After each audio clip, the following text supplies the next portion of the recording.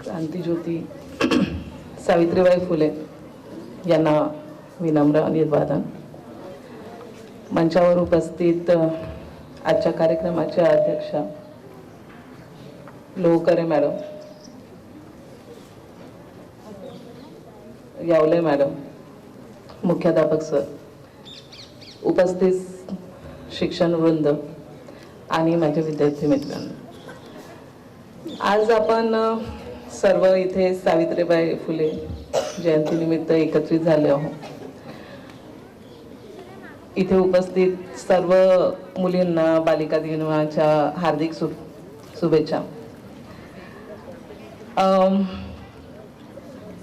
आतापर्यंत जेवढे भाषण झाले, मार्गदर्शन झाले, यामधून आपल्याला म्हणजे सावित्रीबाईचं बेसिक लाईफ जे आहे, जसं की त्यांचा जन्म झाला 3 जानेवारी 1831 रोजी, 1840 साली त्यांचा विवाह झाला 9 वर्षाचे असताना ज्योतिबांसोबत. त्यानंतर 1 जानेवारी 1948 रोजी त्यांनी पुण्यात मुलींसाठी पहिली शाळा सुरू केली. हे सर्व आपल्याला माहीत झालेलं आहे.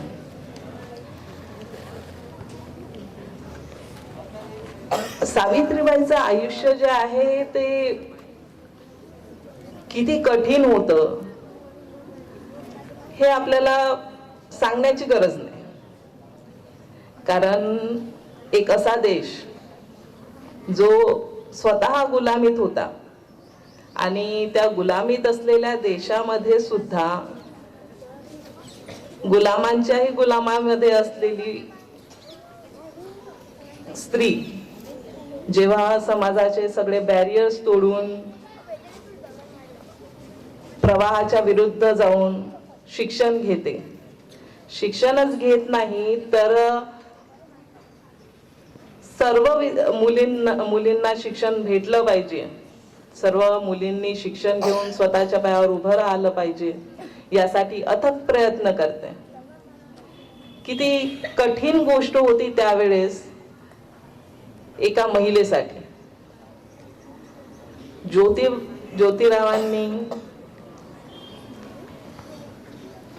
सावित्रीबाईसाठी शिक्षणासाठी प्रयत्न केले.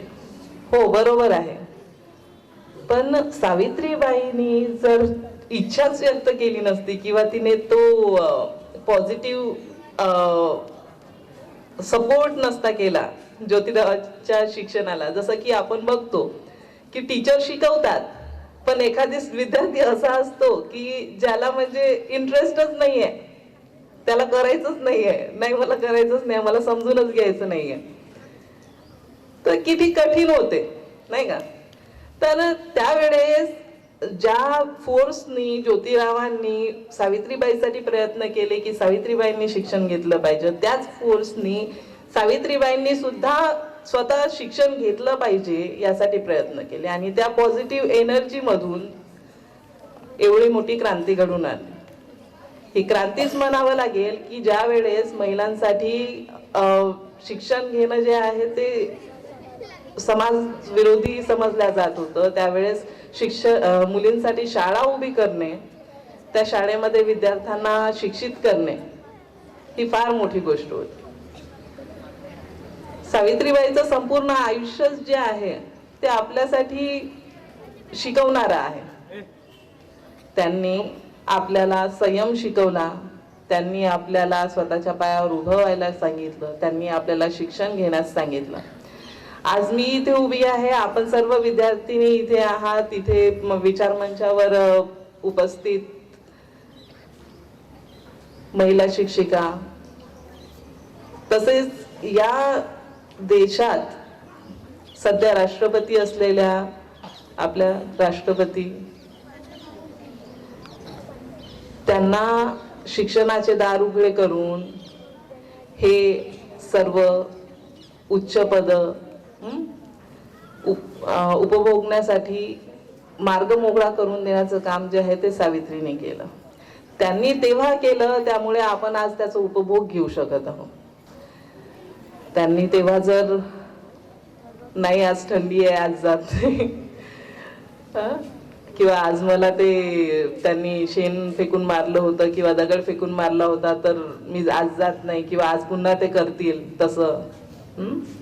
या सगळ्या ऑब्स्टेकल्सला त्यांनी भिवून किंवा त्यापासून रुसून माघार घेतली असती तर आज जी परिस्थिती आपण पाहतो आहे, मी तुमच्या समोर बोलत आहे, तुम्ही इथे शिक्षण घेण्यासाठी आलेला आहात, ही परिस्थिती कदाचित नसती, असती तरी खूप वेळाने आली असती. त्यामुळे आपण आजच्याच दिवशी नाही तर जेवढे चांगल्या गोष्टी आपल्यासोबत होत आहे पूर्ण आयुष्यभर, तर त्या प्रत्येक क्षणामध्ये आपण सावित्रीबाईला अभिवादन केलं पाहिजे, त्यांना धन्यवाद केला पाहिजे, कारण त्यांच्या अथक प्रयत्नांमुळे आपल्याला आज ही संधी उपलब्ध झाली आहे. त्यांचं संपूर्ण आयुष्य आपल्यासाठी प्रेरणादायी आहे. त्यांच्यापासून ज्या गोष्टी आपण शिकायला पाहिजे त्या आपण शिकायलाच पाहिजे. सोबतच त्यांनी ते केलं तर ते कशासाठी केलं हेही आपल्याला समजून घेतलं पाहिजे. आपण बघतो की शाळेमध्ये असताना बऱ्याच वाईट गोष्टी ज्या आहेत त्या आपल्याला वाटायला येतात. वय असते, सगळंच असते, पण त्या सगळ्या गोष्टी ज्या आहेत त्या बाजूला सारून एक आपल्यासमोर एम ठेवणं, एक गोल ठेवणं आणि ते अचीव करण्यासाठी प्रयत्न करणं, हार्डवर्क करणं, हे आपल्या हातात आहे. न्यायसंस्थेत काम करताना आम्हाला बरेच प्रकरण बघायला मिळतात. त्यामध्ये छोट्या मुली असतात इन्व्हॉल्व. तर अशा खूप सारे गोष्टी असतात ज्या आपल्याला आपल्या ध्येयापासून वळवण्याचं काम करतात. आपलं कर्तव्य आहे की आपण सावित्रीबाईंनी आपल्यासाठी जे काम करून ठेवलेलं आहे, त्यांनी त्यावेळेस जे आपल्यासाठी प्रयत्न केले होते त्या प्रयत्नांना एक चांगली वाटचाल देणे आणि त्या वाटचालीतून आपण स्वतः खंबीरपणे उभं राहून एक चांगलं व्यक्तिमत्व बनणे ही आपली जबाबदारी आहे. त्यामुळे माझं सर्व विद्यार्थिनींना म्हणणं आहे की अभ्यास करा, एक गोल ठरवा की मला आयुष्यात काय करायचं आहे, त्यासाठी प्रयत्न करा. बाकी गोष्टी ज्या आहेत त्या होत राहतील, त्या आयुष्याचा पार्ट आहे. पण एक वेळा आपण डिस्ट्रॅक्ट झालो आपल्या गोल पासून तर आयुष्य जे आहे ते सोपी नाही. त्यामुळे आजच्या दिवशी माझ्यातर्फे, आपण सर्वांतर्फे सावित्रीबाईंना धन्यवाद करते आणि तुम्ही पॉझिटिव्ह प्रयत्न कराल स्वतःसाठी, स्वतःच्या डेव्हलपमेंटसाठी अशी अपेक्षा करते आणि माझे शब्द संपवते. धन्यवाद.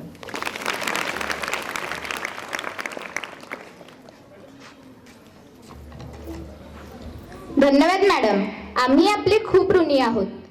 यानंतर आजच्या कार्यक्रमाचे प्रमुख मान्यवर, आपल्या शाळेचे मुख्याध्यापक माननीय श्री कहारे सर आपले विचार व्यक्त करावे अशी मी त्यांना विनंती करते. आज दिनांक 3 जानेवारी 2026 म्हणजेच क्रांतिज्योती सावित्रीबाई फुले यांची जयंती किंवा जन्मदिवस. आजच्या या कार्यक्रमाला सन्माननीय व्यासपीठ, या व्यासपीठावर उपस्थित कारंजा शहरातील न्यायाधीश विघ्ने मॅडम, त्यानंतर आजच्या कार्यक्रमाचे अध्यक्ष आपल्या शाळेचे ज्येष्ठ शिक्षिका श्री सिरकेकर मॅडम, सौ सिरकेकर मॅडम, त्यानंतर मार्गदर्शिका सौ कोवळे मॅडम, त्यानंतर आपल्या शाळेचे पर्यवेक्षक श्री गिराळे सर, या ठिकाणी सर्व आपल्या शाळेतील जी शिक्षिका आहे यांना आपण सावित्री असं आपण म्हणू आजच्या दिवशी. या सर्व सावित्री आणि आजच्या कार्यक्रमाला उपस्थित माझे विद्यार्थी आणि विद्यार्थी मित्रांनो, आज असं मला वाटते का आपण सावित्रीच्याच तोंडून ऐकलं पाहिजे, कारण आज काय सावित्रीबाई फुले यांची जयंती आहे आणि या जयंतीनिमित्त आपण या ठिकाणी एकत्रित जमलो आहे. विद्यार्थी मित्रांनो, हा जो काही कार्यक्रम आहे हा कार्यक्रम या ठिकाणी सादर केला आणि सादर करणारे जे काही विद्यार्थी होते 8व्या वर्गाचे विद्यार्थी होते आणि खूप चांगल्या प्रकारे या ठिकाणी या विद्यार्थ्यांनी आपलं जे काही मत आहे हे मत या ठिकाणी व्यक्त केलं.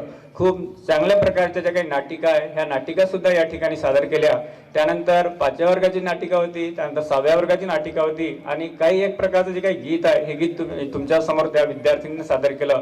खरोखरच वाखाणण्याजोगतं असं एक गोष्ट आहे आणि या विद्यार्थ्याच्या अंगी अशा प्रकारचे जे काही गुण आहे हे गुण खरोखरच आपल्याला प्रेरणादायी ठरतील आणि भविष्यामध्ये या गुणांचा आपला विकास होईल. विद्यार्थी मित्रांनो, सावित्रीबाईंनी आपल्या जीवनामध्ये वेगवेगळ्या प्रकारचं स्ट्रगल केलं आणि स्ट्रगल करून वेगवेगळ्या प्रकारच्या माध्यमातून त्या मुलींना शिक्षित केलं आणि या शिक्षणामुळं कोणत्याही प्रकारचे जे काही क्षेत्र आहेत या क्षेत्रामध्ये जे काही अग्रणी जे काही क्रमांक आहे हा अग्रणी क्रमांक या मुलींचा जातो आणि या सावित्रीला या प्रकारचं हे काम करायचं आहे. कोणत्याही प्रकारच्या जीवनामध्ये जगताना जे काही समोर जे काही त्रुटी आली किंवा ध्येय आलं याला कोणत्याही प्रकारचं घाबरायचं नाही आणि समोर त्यानं जायचं आहे. 1-2 दिवसाच्या पूर्वी एक गोष्ट होती आपल्या शाळेतली. एक मुलगा म्हणजे एक पोरगी आणि म्हणजे भाऊ बहीण आले होते माझ्याजवळ, आपल्या 10व्या वर्गामध्येच आहे आणि ती म्हणे का बाबा माझी आई नाही आहे म्हणे आणि माझे जे काही वडील आहे हे वडील भांडण करून कालच म्हणजे निघून गेले म्हणे आणि येणार नाही आहे म्हणे. सर आम्ही उद्यापासून शाळा सोडतो म्हणे आणि उद्यापासून शाळेत काही येत नाही म्हणे. आम्ही त्या मुलींना समजावून सांगितलं का बाबा असं झालं तर याला बाबा घाबरायचं नाही. तर तिला असं म्हटलं बा आपलं 10व्या वर्गाचं वर्ष आहे आणि 10व्या वर्गाच्या वर्षाचं आपलं बा नुकसान नाही झालं पाहिजे याच्याकरता तू सोमवार हा दिवस आणि जो काही शुक्रवार या दिवस 2 दिवस शाळेमध्ये ये आणि जे काही आता जे उरलेले जे काही 4 दिवस आहे हे 4 दिवस मी तू कामाला जा म्हटलं आणि जेवढे काही पैसे कमावता येईल तेवढे कमाव आणि परंतु जे काही आपलं जे काही शिक्षणातून होणारं जे काही नुकसान आहे हे नुकसान टाळू नको. कोणत्याही प्रकारची जी काही मदत लागली ही मदत आम्ही तुला करण्याकरता काय आहे तयार आहे. ती मान्य झाली आणि 2 दिवस येण्याचं तिनं ठरवलं. म्हणून कोणत्याही प्रकारचं आपल्या जीवनामध्ये जर समजा अशा प्रकारचं विघ्न जर आलं तर कोणत्याही प्रकारचं खचून न जाता त्याला स्ट्रगल करायचं आणि आपलं जीवन यशस्वी करायचं. या दिनी सर्व जे काही सावित्री आहेत या सावित्रीने एकच आपला धडा घ्यायचा का आपल्याला जीवन खरोखरच यशस्वी करून आपण जे काही करिअर आहे हे करिअर घडवून आपण एक जर समजा स्त्री शिकली तर 2 मॅडमनी सांगितलं त्या 2 जे काही घर आहेत या दोन्ही घराला काय करते समोर नेते. एक तर सासरलाही नेते आणि काय नेते माहेरलाही नेतो. म्हणून तुमच्यापासून अशी अपेक्षा करतो का तुम्ही आजच्या ज्या काही सावित्री आहेत ह्या सावित्री आपल्या शाळेला भविष्यामध्ये कसं समोर जाता येईल याची अपेक्षा करून या ठिकाणी थांबतो. सर्व विद्यार्थिनींना आजच्या सावित्रीबाई फुले यांच्या जयंती निमित्त हार्दिक शुभेच्छा देतो. याच दिवशीपासून समजा 3 जानेवारी ते 26 जानेवारी या काळामध्ये एक प्रोग्राम आपला आहे तर लेख वाचवा आणि लेख शिकवा आणि लेख वाचवा असा एक जो काही उपक्रम आहे आपल्याला सादर करायचा आहे. वेगवेगळ्या प्रकारचे काही कार्यक्रम आहे हे दैनंदिन आपण जो काही येणारे जे काही दिवस आहेत या दिवसामध्ये सादर करू. या निमित्त जे काही विद्यार्थ्यांनी जे काही भाग घेतला आणि जे काही भाषण दिले त्या सर्व विद्यार्थ्यांचं मी मनापासून खूप खूप अभिनंदन करतो. ज्या वर्गाचे जे काही वर्ग शिक्षक आहे डोळ सर यांनी उत्तम असं नियोजन केलं आणि या कार्यक्रमाची काय रूपरेषा आहे मी तर मला काही माहिती नव्हतं पण सर म्हणे असा कार्यक्रम आहे जी काही रूपरेषा त्यांनी या ठिकाणी मांडली. खरोखरच त्या शिक्षकांचं मी खूप खूप अभिनंदन करतो. खरोखरच त्यांनी या ठिकाणी ज्या सावित्री घडवल्या हे घडवण्याचं उत्तम काम त्यांच्या अंगी हे प्रदर्शित झालं. खूप चांगलं कौशल्ययुक्त प्रदर्शन या ठिकाणी सादर केलं. खूप खूप धन्यवाद. श्रीकर. धन्यवाद सर. यानंतर आजच्या कार्यक्रमाला उपस्थित मान्यवर आपल्या शाळेचे पर्यवेक्षक माननीय श्री गिऱ्हाळे सर यांनी आपले विचार व्यक्त करावे अशी मी त्यांना विनंती करते. क्षमता मला माहित आहे तुमची क्षमता संपत आलेली आहे. तुमच्या क्षमतेचा विचार करतो आणि मी थोडसा आटोपता घेतोय. ज्ञानज्योती क्रांतिज्योती सावित्रीबाई फुले यांचा आज जन्मदिन. त्यांच्या प्रतिमेस मी विनम्र अभिवादन करतोय. आजच्या शुभदिनी शुभप्रसंगाला उपस्थित आपल्या दिवाणी व फौजदारी न्यायालयाचे न्यायाधीश सन्माननीय विघ्ने मॅडम, आजच्या कार्यक्रमाचे अध्यक्ष लोहकरे मॅडम, प्रमुख पाहुणे यावले मॅडम, आजची सावित्री श्रावणी भांगे, प्राचार्य कहारे सर, माझ्या सर्व सावित्रीच्या लेकी माझ्या भगिनी, शिक्षक बंधू आणि विद्यार्थी मित्रांनो, आतापर्यंत संगम, दयाशंकर, सौम्या, संस्कार, तन्वी, हिमांशी, जय हिमांगी श्रावणी ढोले आणि जान्हवी भस्मीनी गीत गायलं. श्रावणीनी पुन्हा सावित्रीबाई फुले बद्दल माहिती सांगितली. या सर्व भाषणातून तुम्हाला आठवलं असेल काही मुलांनी प्रसंग सुद्धा सांगितलेले आहेत. स्वतः सावित्री श्रावणी भांगे हिने स्वतःच्या मनोगतातून प्रसंग सांगितलेले आहे. अशाच प्रकारचा एक प्रसंग मला सांगायचा होता, थोडक्यात घेतोय. रात्रीची वेळ होती, नीरव शांतता होती आणि सावित्रीबाई त्या दिवशी लवकर अंथरुणावर पडल्या. ज्योतिबांना आश्चर्य वाटलं का सावित्री आज का बरं लवकर अंथरुणावर पडले. कणकण जाणवत होती म्हणून त्या लवकरच पांघरून घेऊन झोपलेल्या होत्या. ज्योतिबांनी हात ठेवला कपाळावर आणि विचारलं, का ग तुला ताप चढलाय? तर नाही हो, मला ताप नाही. सावित्रींनी सांगितलं की मला ताप नाहीये, मला थोडी कणकण जाणवते. ज्योतिबांनी सांगितलं की नाही तुला ताप आहे, मी उद्या वैद्याला घेऊन येतो, तू औषध घे. नाही, सावित्री म्हणाली मी वैद्याने किंवा औषधाने ठीक होणार नाही, तर मला लुगडी पाहिजे. लुगडीचा हट्ट धरला, लुगडं पाहिजे. आश्चर्य वाटलं ज्योतिबांना की लुगडंच का बरं? महिला सहसा मुली नवीन सासूरवाशी मुली वगैरे मला साडी घेऊन द्या, साडी घेऊन द्या हट्ट करतात. असं तर नाही ना. ज्योतिबांना वाटलं की आश्चर्याचा धक्का बसला की आपल्याजवळ शिक्षणाच्या कार्यासाठीच पैसा शिल्लक आहे, आपण लुगडी कुठून घेणार आणि लुगडी का मागितली असावी? आश्चर्य वाटलं. पण तो विचार करत करत ते झोपी गेले. दुसऱ्या दिवशी दिवस उजाडला. दुसऱ्या दिवशी ज्योतिबा बाहेर गेले, एक लुगडी विकत आणली आणि सावित्रीच्या हातावर ठेवली. सावित्रीला खूप मोठा आनंद झाला. काय मागावं एका नवऱ्याकडे? लुगडं. आणि का मागितलं असेल त्याचंही कारण लक्षात घ्या. कारण असं होतं की सावित्री दररोज शाळेत जायच्या. शाळेत जाताना त्यांच्यावर शेण, माती, चिखल, पाणी असं फेकलं जायचं आणि त्यामुळे त्यांचं जी लुगडी आहे ती वलवून जायचं, भरलेलं असायचं आणि त्या दिवसभर त्या ओल्याच कपड्याने ती शाळेमध्ये शिकवायची आणि त्यामुळे तिला थोडं कणकण झालेलं होतं. सावित्रींना त्यांना थोडं कणकण होतं आणि म्हणून तब्येत खराब झाली. पण हे तेव्हा ज्योतिबांना कसं कळलं? ज्योतिबा शाळेत गेले. शाळेतल्या शिक्षकांना त्यांनी विचारलं का काय घडलं, सावित्रीला ताप आलाय का? तेव्हा त्या सरांनी सांगितलं की नाही, असं झालं. म्हणजे लुगडी वली झाली, दिवसभर वल्या लुगड्याने शिकवलं आणि त्याच्यामुळे थोडं कणकण माईंना झालेली आहे असं त्यांनी सांगितलं. आणि खरं कारण समजल्यानंतर ज्योतिबांनी म्हटलं की वाह, स्त्री असावी तर अशी सावित्रीसारखी. किती तळमळ, शिक्षणाची किती तळमळ. कोणत्याही परिस्थितीचा, कोणत्याही अडचणीचा सामना करून, कोणत्याही आलेला सामना करून त्या अडचणीवर मात करण्याची हिम्मत दाखवणारी सावित्री, अशा सावित्री आजही आहे. आणि अशा प्रसंगातून मुलांनुसार लक्ष तुमचं बाहेर आहे तिकडे. अशा प्रसंगातून आपल्याला काय शिकायला मिळतं, कोणती प्रेरणा मिळायला पाहिजे? आताच मॅडमने सांगितले की आपल्या समोर गोल म्हणजे ध्येय असायला पाहिजे. ध्येय, आत्मविश्वास, जिद्द आणि सोबतच सावित्रींना समाजकार्य करण्याची एक सवय होती आणि त्यांनी समाजकार्याचा वसाही त्यांनी घेतलेला होता.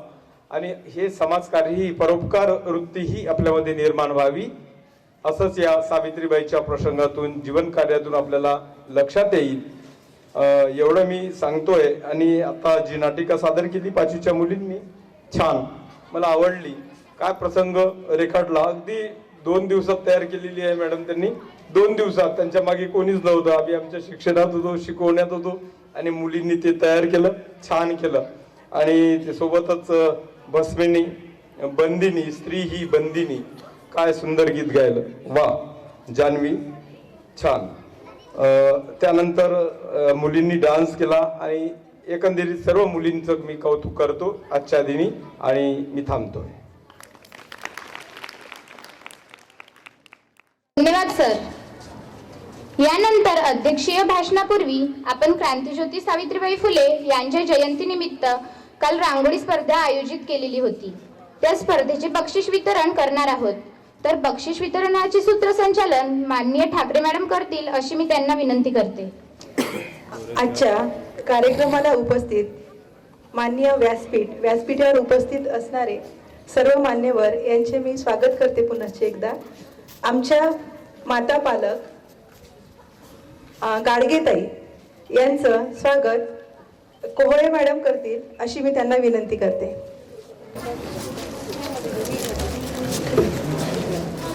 आकाशापर्यंत उडून आज शिकलेल्या मुलीमुळे क्रांतीज्योती सावित्रीबाई फुले यांचा जन्मदिन 3 जानेवारी हा दिवस बालिका दिन म्हणून साजरा करतात.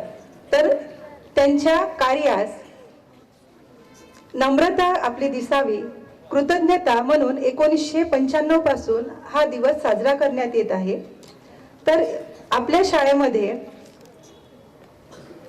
2 जानेवारीला रांगोळी स्पर्धेचे आयोजन करण्यात आले होते. या रांगोळी स्पर्धेचे बक्षीस वितरण आपण आता लगेचच घेत आहोत. तर सर्वप्रथम या रांगोळी स्पर्धेमध्ये तुम्हाला माहित आहे की 45 पेक्षा जास्त रांगोळी सर्व विद्यार्थ्यांनी काढल्या होत्या आणि अतिशय सुंदर सुरेख अशा रांगोळी तुम्ही काढल्या आणि रंग सुद्धा भरले होते. या कार्यक्रमाला परीक्षक म्हणून लाभलेले माननीय श्री घोडे मॅडम व जळीत सर यांचे मी धन्यवाद व्यक्त करते. या स्पर्धेमध्ये 2 गटामध्ये ही स्पर्धा होती. 8 ते 10चा अ गट आणि 5 ते 7चा ब गट. तर अ गटामधून प्रोत्साहनपर बक्षीस जात आहे स्वीटी श्रीरामजी डोंगरे हिला. वर्ग 10 BH ची विद्यार्थिनी आहे स्वीटी श्रीराम डोंगरे, 10th BH.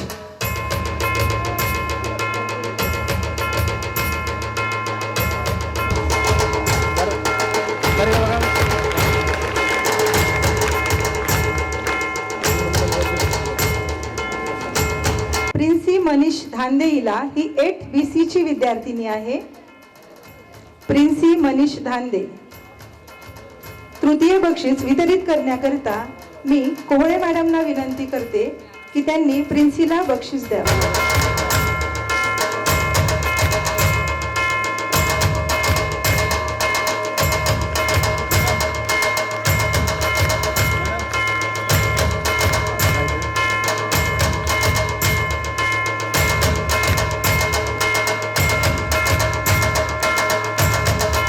कुमारी सृष्टी उमेश आमझिरे हिला ही 8th आर्य ची विद्यार्थिनी आहे.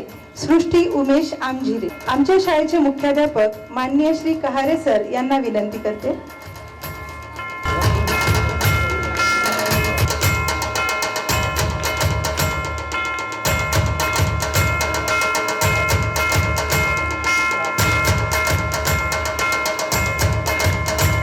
आता जी उत्सुकता लागलेली आहे तुम्हाला की 8 ते 10 अ गटामध्ये प्रथम बक्षीस कोणाला मिळालेलं आहे. तर प्रथम पुरस्कार प्राप्त होत आहे कुमारी दिया ताराचंद पठाडे हिला ही 8th BC ची विद्यार्थिनी आहे. हिला बक्षीस वितरित करण्याकरिता मी आदरणीय विघ्ने मॅडम यांना निमंत्रित करते.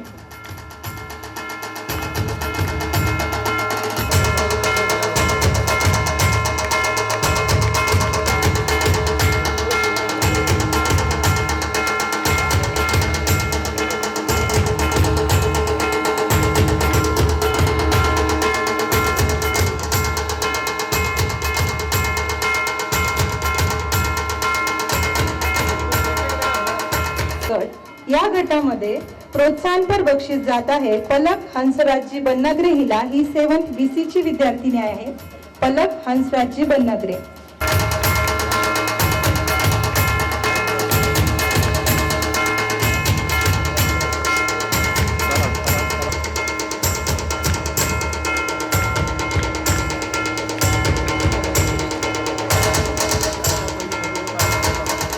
आहे टीना तारकेश्वर पवार हिला. ही 6th BC ची विद्यार्थिनी आहे.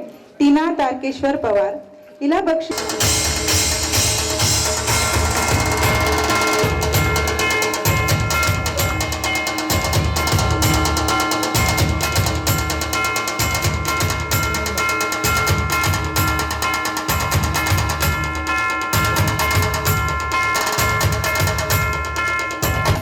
द्वितीय बक्षीस जात आहे मिनल रवींद्र चौधरी हिला. 7th BC ची विद्यार्थिनी आहे. मिनल रवींद्र चौधरी.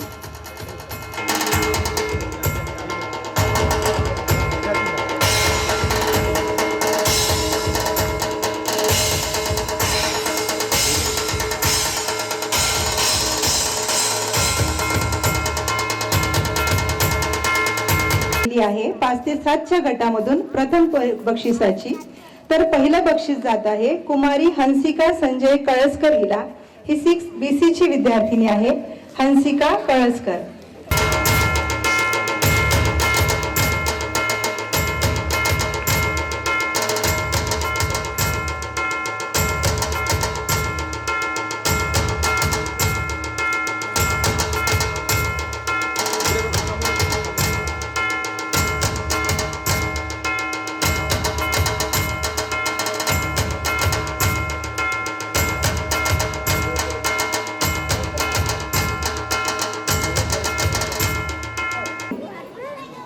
आपल्या शाळेची अतिशय हुशार विद्यार्थिनी श्रावणी भांगे हिचं स्वागत मान्य श्री डोळस सर करतील अशी मी त्यांना विनंती करते.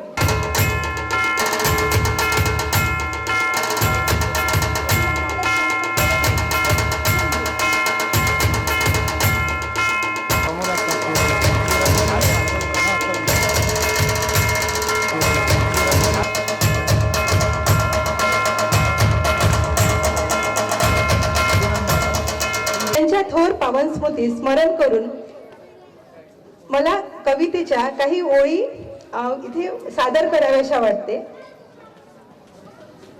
स्मरण करावे क्रांती ज्योतीचे वाचून इतिहासाला. स्मरण करावे क्रांती ज्योतीचे वाचून इतिहासाला.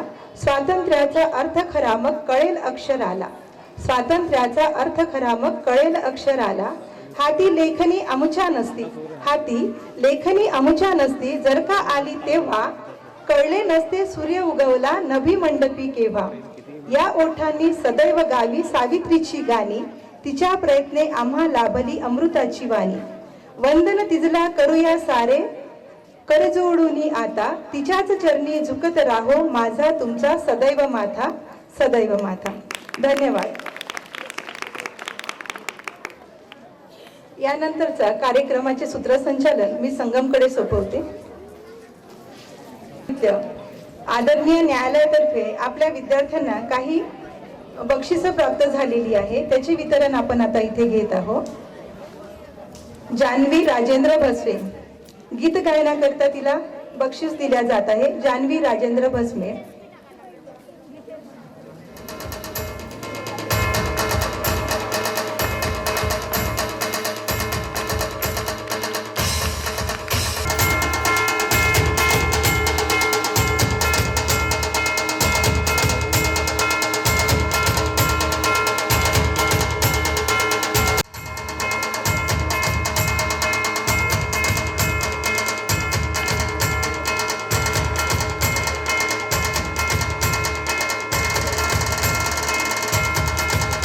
तसेच आमचे चिमुकले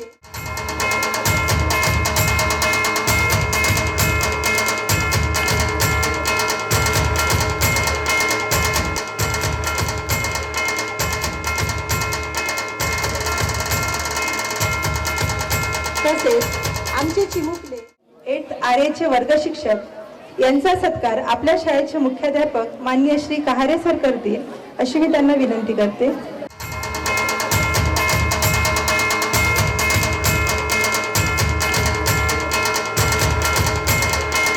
कार्यक्रमाच्या अध्यक्षा आपल्या शाळेतील ज्येष्ठ शिक्षिका सौ लोहकरे मॅडम ह्या आपल्या अध्यक्षीय भाषणातून आपले विचार व्यक्त करतील अशी मी त्यांना विनंती करते. आजच्या कार्यक्रमाच्या प्रमुख पाहुण्यास विघ्ने मॅडम तसेच कोहळे मॅडम, आपल्या शाळेचे प्राचार्य श्री कहारे सर, आपल्या शाळेचे पर्यवेक्षक श्री गिराळे सर, श्रावणी भांगे आणि उपस्थित असलेले सर्व माझ्या बंधू भगिनी तसेच शिक्षक आणि माझ्या आवडत्या सर्व विद्यार्थी आणि विद्यार्थिनींनो, मी तुम्हाला फक्त एक प्रसंग सांगत आहे. आपल्या शाळेमध्ये मागच्या वर्षी घडलेला आहे. ती पोरगी 12वी सायन्सला ए सेक्शन मध्ये होती. तिच्या वडिलांनी ऐन परीक्षेच्या वेळेला तिचे बोट पूर्ण 5ही बोट उजव्या हाताचे गॅसवर भाजले होते. ती पोरगी रडत रडत माझ्याजवळ आली आणि मॅडम आता मी कसं करू. तेव्हा आमच्या शाळेतील प्राचार्य श्री कहारे सर, सर्व शिक्षिका सौ घोडे मॅडम तसेच ज्युनियर कॉलेजच्या लेक्चरर या लोकांनी तिला धीर दिला. ती परीक्षेला येत असताना काहीही जेवण वगैरे करून आली नव्हती. तेव्हा तिला आपल्या शाळेतील मॅडमनी बिस्किट पुडा आणि काही डब्यामध्ये आणलेलं होतं ते तिला खायला दिलं आणि तिला सर्वत्रोपरी मदत केली. आणि मग प्रामुख्याने मी स्वतः आणि ज्युनियर कॉलेजच्या मेश्राम मॅडम या दोघींनी तिचा नंबर ज्या ठिकाणी होता, ज्या खोलीमध्ये होता आपल्या शाळेमध्ये, तिला सेंटर मिळालेलं होतं. तेव्हा मागे आणि पुढे अशा 2 हुशार विद्यार्थ्यांना सांगितलं की तिला 5 ते 10 मार्काचं फक्त थोडस सांगा. तिचे बोट जेव्हा भाजले होते तरीही त्या पोरीने 15 ते 20 मार्क्स त्या सब्जेक्ट मध्ये मिळवले. आणि अचानक या वर्षी मला तिचा कॉल आला. ती म्हणाली, मॅडम मी नागपूरला शिकत आहे. इतकं छान वाटलं मला त्यावेळेला की मी सांगू शकत नाही. ती म्हणाली, मॅडम तुमचा ज्या फोन मध्ये नंबर होता तो फोन माझ्या वडिलांपाशी आहे मॅडम, परंतु एका कोणत्या तरी नोटबुकावर इंग्लिशच्या तिने माझा नंबर लिहून ठेवला होता. तो तिला मिळाला आणि तिने मला कॉल केला. ती आज नागार्जुन कॉलेजमध्ये अशा कठीण परिस्थितीतून बीटेक करत आहे. म्हणून मला असं सर्व विद्यार्थिनींना आणि विद्यार्थ्यांना सांगावंसं वाटते आजच्या दिवशी की आपण सुद्धा न डगमगता आपली प्रगती कशा रूपाने होईल आणि ते साध्य करण्यासाठी एक ध्येय ठेवावं.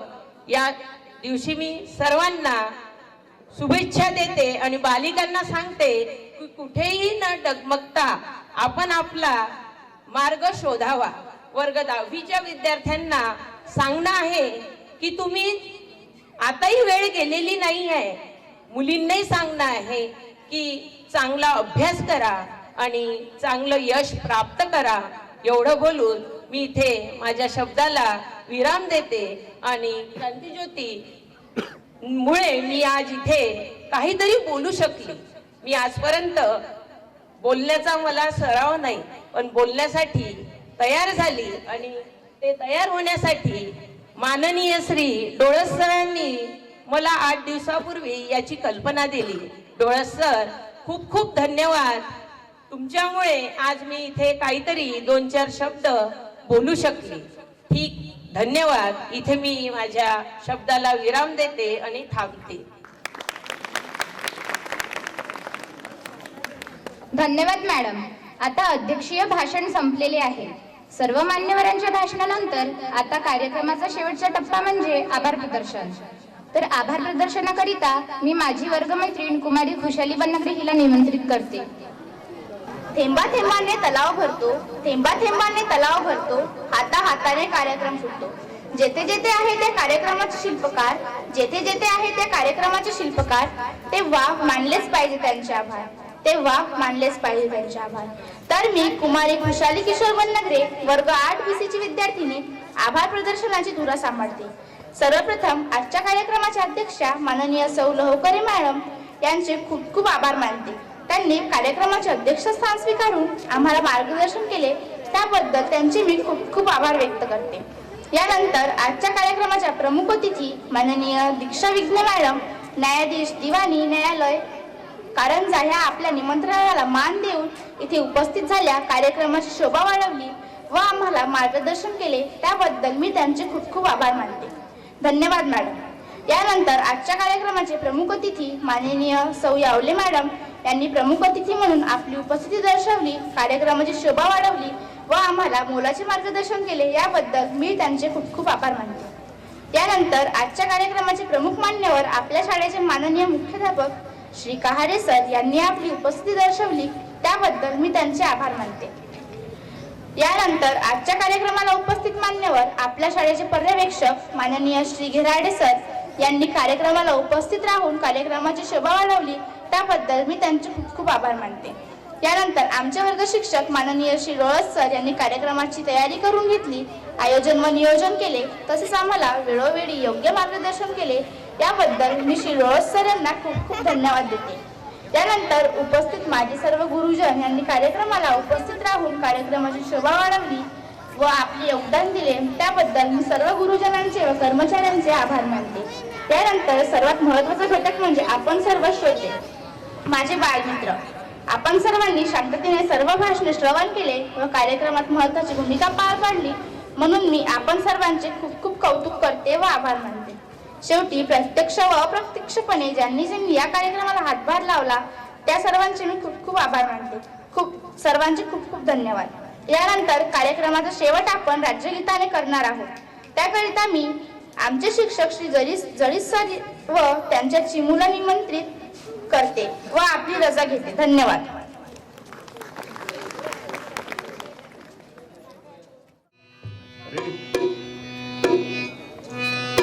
परेड विश्राम.